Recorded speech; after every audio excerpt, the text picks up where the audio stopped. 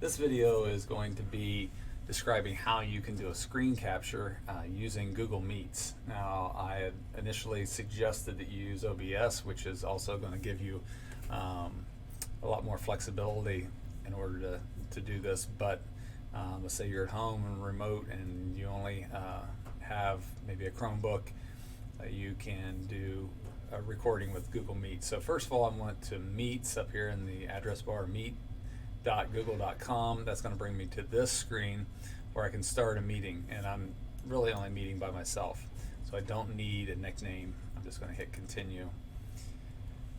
Now I want to hit join now, and I'm really only going to present to myself.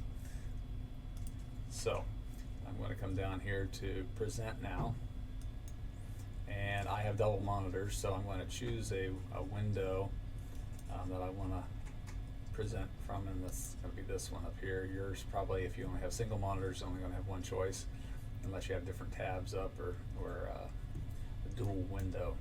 But most of the time, that's not going to be the case.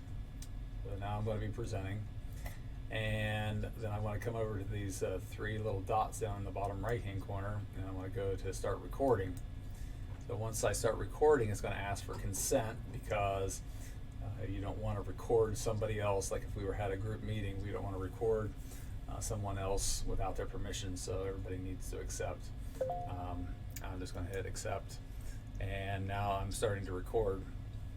So what I want to do is I want to then open up the software that I was going to demonstrate. So let's say that's Microsoft Word, and I already had that up, so that's what you want to make sure that you're doing. And this is text, and I can go through and explain how to make things bold or bigger or italics or whatever. And then when I'm done with that, I can minimize that, and then I can stop the recording. And I'm going to stop the recording, and then I can also stop presenting. Now that that file is going to be in your videos in your documents on your computer. So then you've got it all recorded. Okay, so once we have it recorded, then where did it go? And so what we're going to want to do is we're going to go to File Explorer, which would be right here, and it's going to give us all the different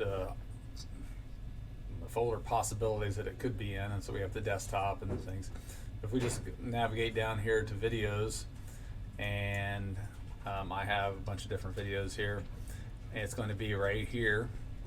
And then you can put that in your other video editing software and cut off any of the front end or the back end of anything that you need to have done. That way, then you can also put a title in if you'd like. So this might, have like the starting when you were hitting record or whatever, but it should be pretty clean. But you may need to put that in your video editing software. But that's where it's going to be saved to by default, is in your videos. And it will have some timestamp on it as well.